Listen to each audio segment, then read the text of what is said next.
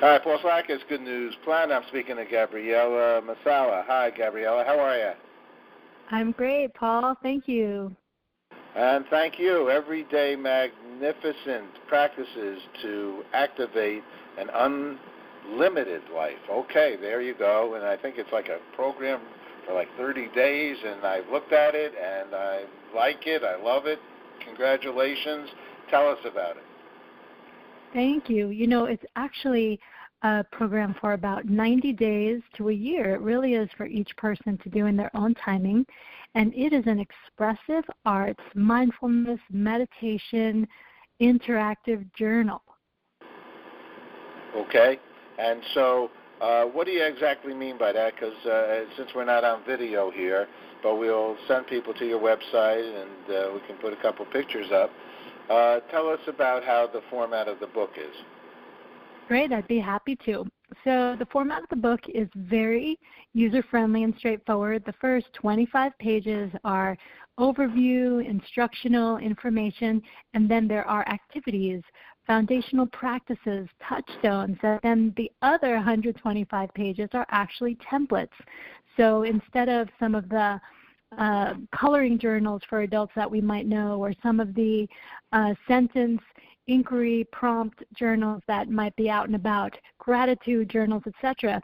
This book is really chock full of practices, writing, mandalas with visual art, symbol, color, and then with activities, standing, walking, reclining meditations, all kinds of different ways to engage, getting the heart and brain into coherence, getting our creativity to light up, getting our intuition on track, and using all of these techniques. So there's templates that the reader or participant fills out as they go that really just light them up and point them to their own deepest knowing and to the direction of what shifts need to happen and what information is being revealed so that they can really design a life that is magnificent by their own definition. So say we're going to start tonight, or is there any specific time to start working with your book? It's wonderful to work with this book when you can feel that you're ready for a shift in your daily life, where you're ready to take the next leap of going deeper, where you need some support to go from that constant mental, driving, analytical, logical part of our brain to coming into a deeper awareness. This is a great book for anyone to start anytime when they're really wanting to expand into the unlimited nature of their life, the part of us that is not caged or boxed by what the culture tells us we should be. This is really about coming home to our intuition and our heart intelligence. And everything is designed to bring the whole brain and the whole heart into alignment so that we can light up and then really feel, who am I now and what am I here to contribute to our humanitarian planet now? Yes. I love it. I love it. Great spirit. What's a mandala? Great question. Mandala is a Sanskrit word that means magic circle. And working with mandalas to bring more awareness and integration of the right and left side of the brain was really used quite a lot by Jung in his psychology and dream practices, who's a world-renowned psychotherapist. And so in this book, the mandala process are empty circle templates. So it's just a tracing of an empty circle with very simple instructions for the reader or participant, rather, to use color, image, symbols to really fill up that circle with non-verbal instructions from their deepest self. So what happens is that just in the process of creating what I call a mandala, a magic circle, we get out of the box, literally, and into the circle, which is a sacred symbol of wholeness, of oneness, and of unity. And just by nature of putting color in that circle, it settles the brain into more alpha brainwave patterns. It changes the heart rhythms. it does something really beautiful to dropping into our heart intelligence and beyond the driving analytical mind. I want to thank you. I want to share a piece of your brilliance with our audience here, and I think just this alone can change someone's life significantly. And I bet you're not sure which one, because there's a lot in your book that could. But here's one thought. You know how we all write these to-do lists? You know, I've got to do this, you write this, I've got to do that. You're calling it to-be list, okay? To be. That's so much more actionable. It is so wonderful. How did you think on that? I love the feeling of how do I want to show up to life, the feeling of being able to draw into my own awareness with all the things that we all have to do in these very full lives that we lead. So if I look at all the things I have to do and then I ask, how do I want to feel while I'm doing those things? Who do I want to be as I show up to my day-to-day, my marriage, my relationships, my coworkers, my clients, and really start to playfully, the whole book, Paul, is really an invitation to be curious, to be in a playful mind, to be like a child of wonder rather than structure and rules and agendas. And so from this place was birthed the to-be list of like, okay, I know there's so much I have to do, but how do I want to be as I'm doing those things? And that's where it was birthed from. I love it. Here's an interesting approach and concept for life. The creation of a love letter from your future self to your current self, filled with wisdom to overcome your challenges today. So we got to get to work here in a good way. So you suggest someone to actually literally perform that task? I do. That's one of the wild card tasks in the journal. There's several. It's so eclectic and full of practices like this one that take us out of the ordinary way of thinking and feeling and being and actually use what quantum physicists have now proven as a powerful ability that we have as human divine creators to look into our future and feel into what we want to create, what we want to experience, and then by nature of our electromagnetic ability, we are electromagnetic beings, so that when we match that thought to an elevated state of emotion, we can literally impact particles to come together into form. And so this letter from the future self plays with that idea of living in the quantum where we are creator beings, and then also really marries it to dropping into the deeper wisdom of our intuition, of our soul or spirit or whatever word works for any listeners, fill in the blank, that unique spark of being that each of us is, that has an unlimited access to being, to love, to life, to wisdom.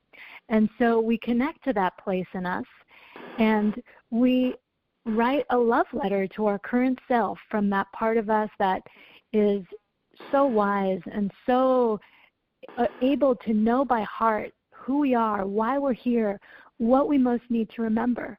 And it's a really beautiful process to tap the unlimited nature that all of us have access to. Wow, you were special. You was a wise woman.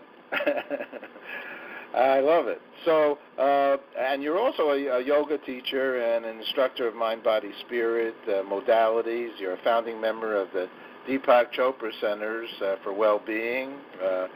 I'll just throw in here for my 2 cents that Claire Diab is a friend of mine, and she taught me some yoga. I'm a certified yoga instructor as well.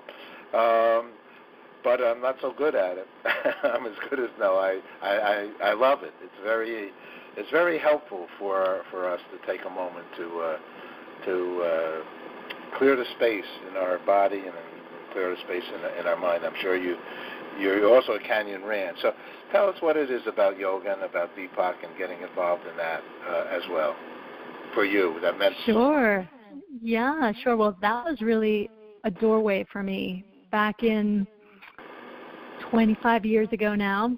I was a founding member for the Deepak Chopra for Wellbeing, the center there, and that was really where I was introduced to mind-body education and simultaneously dove very deeply into my yoga practice, which started with Ashtanga, but as you know, and anyone who's practiced yoga knows, there are so many beautiful schools of yoga that are available to us in the West these days. And where my journey has gone in the bigger picture of the last several decades is where living in a way where the mind and body are in coherence with my spirit has become a way of life. And living the path of yoga has really become a way of life. It's not something I do on my mat or breathing exercises that I do in the morning, though it can include those. But it's really about walking through the world in a waking meditation where I'm aware that being in a state of unity, whether it's my body, my breath, my spirit being unified, or walking through the street and looking at people in the eyes and knowing that actually we're part of the same interbeing, or feeling at one and connected to the natural world, to the sky, to the earth, that yoga really just means union. It's oneness. It's wholeness. And I just fell in love with it and many of the other practices and methodologies that are about practicing oneness, whole being theory. And this is something I'm passionate about living into this shift in paradigm that's really about living into a new and ancient story of wholeness and interbeing and oneness for humanity.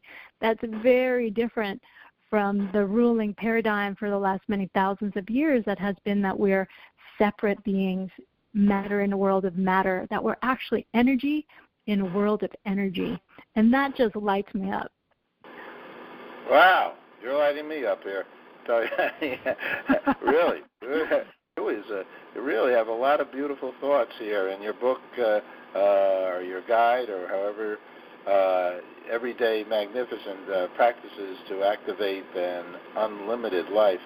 It does it. It's really, really very, very special, very important, and it's doable and usable, and you've done real well here. Where do you practice a specific place? Are you where do you live, or how do people get more involved with you? Thanks for asking. I actually live in Austin, Texas, in the heart of Texas.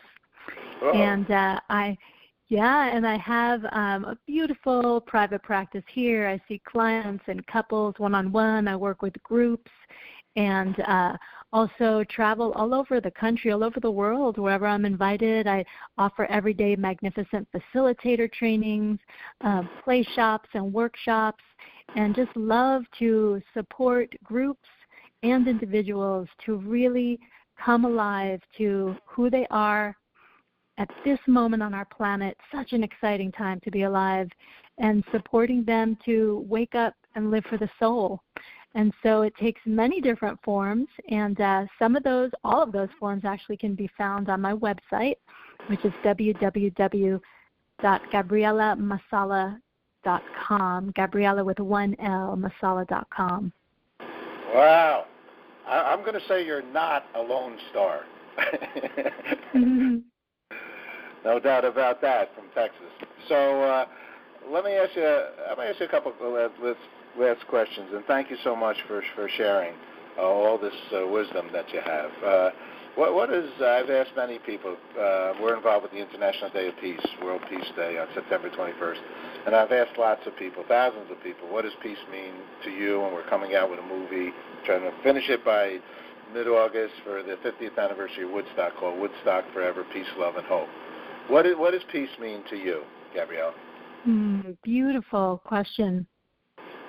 So peace in my own deepest heart means to me that it is actually a state, it is a native state that I can rest in, where I know that I'm connected to everyone and everything, and that I'm part of a larger wave and ocean even of love. It's a state of being. So for me, peace is a state of being that's an inside job where I can breathe and dwell, and that I can rest in no matter what is arising in the outside world.